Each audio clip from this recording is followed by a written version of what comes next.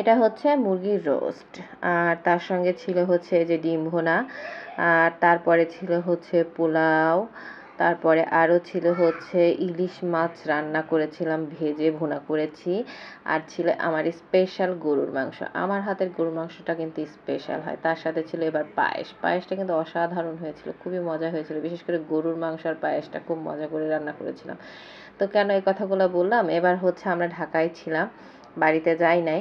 তো আসলে বাড়িতে না গেলে ঈদ ঈদ ফিলটা আসে না। যতই আমরা রান্না বান্না করি সারাদিন, ভাবছি যে রান্নার মাধ্যমে বুঝবো যে হ্যাঁ ঈদ হচ্ছে, আসলে সারাদিনে আমি কোনো ঈদই ফিল করতে পারি না। একদম সত্যি কথা শেয়ার করলাম। কারণ আমি সকাল থেকে রান্না করতেছি, ঘুম থেকে উঠে ঠিক আছে, ঘর থেকে একটু বের হই নাই, কোথায় কি হয়েছে না হয়েছে কিছুই বুঝতে পারি নাই সারাদিন এই ঘরের মধ্যে। তো এই যে মাংসটা আমি বসাই দিচ্ছি সব কিছু একবারে মশলা দিয়ে, আর আমার মেয়েরা সাজুগুজু করে ঘুরছে, বেড়াইতেছে। আসলে ঈদ মানে তো অন্যরকমভাবে আমি দেখেছি ছোটো থেকে। আমরা সকালবেলা ঘুম থেকে উঠতাম, উঠার পরে তাড়াহুড়া করে সবাই গোসল করতাম, গোসল টোসল করে নামাজ পড়তে চলে যেতাম। নামাজ পড়তে গেলে পুরা এলাকার সবার সঙ্গে আমাদের দেখা হতো, কথা হতো। আর ঈদগাহটা আমাদের বাড়ির পরই ছিল, বাড়ির উপর আর কি। তো সারাদিনে দেখা যেত যে কোরবানি ঈদটা বেশি মজা হয়। মাঠে গরু কোরবানি, বিভিন্ন সবার এলাকার সবার গরু ছাগল যা থাকে নিয়ে আসে আমাদের বাড়ির যে ঈদগাহ, ওখানে হচ্ছে সবাই কোরবানি করে। ওখানে সারাদিনে একটা জমজমাট থাকে। আমরা দেখি কে কত বড় গরু কুরবানি দিল, কে কি কয়টা দিল, এগুলো দেখি। আমরা ছোট ছিলাম যখন, তখন ঘুরে ঘুরে মানুষের বাসায় গিয়ে গিয়ে দেখে আসতাম। কিন্তু বড় হওয়ার পরে তো আর এটা হয় না। তারপরে মাঠে নিয়ে আসলে তারপরে আমরা দাঁড়ায় দাঁড়ায় দেখতাম কিভাবে গরু জবাই করতেছে, কোনটা জবাই করতে কত কষ্ট হয়েছে, কি হয়েছে। কিন্তু এখন তো আসলে এটা আর দেখার সময় পাই না। এখন তো হয়ে গেছে আমি মা, আর মা মানে কি সন্তানের খুশি, তাদের খুশি করার জন্য দেখেন না কত কিছু রান্না করতেছি। সারাদিনে কিন্তু আমি ঈদ বলে কোনো কিছু ফিলই করি নাই। এখন সন্ধ্যাবেলা ভয়েস দিতে বসছি, তো ভয়েস টেস্ট দেওয়ার পরে ভাবছি যে একটু বাইরে দিয়ে হাঁটাহাঁটি করে আসবো। কিন্তু সারাদিনে যে গরু কুরবানি হয়েছে না কি কুরবানি কোথায় কি হয়েছে বুঝতেই পারলাম না। অথচ বাড়িতে থাকলে কিন্তু এটা আমি ফিল করতে পারতাম। কারণ হচ্ছে তখন আমি আমাদের সামনেই সব কিছু দেখতে পারতাম। বাচ্চারা সারাদিন মাঠে যাইতো, আবার ঈদগার মাঠে বিভিন্ন রকম খাবার দাবার আসতো, সেগুলো আমরা খাইতাম। যখন ছোট ছিলাম তখন সারাটা দিন কি ব্যস্ততায় কেটে যেত। তারপরে কুরবানির মাংস নিয়ে আসার পরে আমরা হচ্ছে বিভিন্ন বাসায় যে দিয়ে আসতাম, যার যার দিতে হবে আত্মীয় স্বজনদের।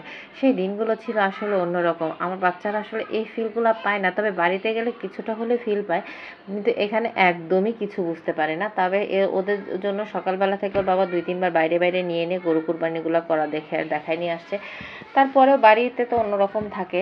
আমারও অনেক খারাপও লাগতেছে আসলে ঢাকা ঈদ করে। আসলে ঈদ বলে যে একটা জিনিস সেটা মনে হয় না। বাড়িতে গেলে বিভিন্ন রকম আত্মীয় স্বজনের সাথে দেখা হয়, কথা হয়, ভালো লাগে। বললাম না, আমরা যে ঈদগার মাঠে নামাজ পড়তে যাই, ওখানে গেলে সমস্ত এলাকার লোকজনের সাথেই দেখা হয়। অথচ যে ঘরের মধ্যে আছে আত্মীয় স্বজনদের 2-1জনকে ফোন দিয়েছি, ফোনে কথা বলেছি, শেষ, এটুকুই হইলো। আর এই যে আমি সকাল থেকে রান্না করছি কয়েক রকমের, এটাই হলো আমার ঈদ হয়ে গেছে। তাছাড়া আর কোনো ঈদ হয় না। তো সন্ধ্যাবেলা ভাবতেছি যে এই যে ভয়েস ওভার করার পরে আমরা একটু বাইরে যাব, একটু ঘোরাঘুরি করে হাঁটাহাঁটি করে আসবো। সারাদিন ঘর থেকে বের হওয়া হয়নি। ওর বাবাও খুব একটা বাইরে যায় নাই, ওদের নিয়ে শুধু গরু কুরবানি করা দেখায় নিয়ে আসছিল। তো এইগুলোই ছিল আমাদের ঈদ।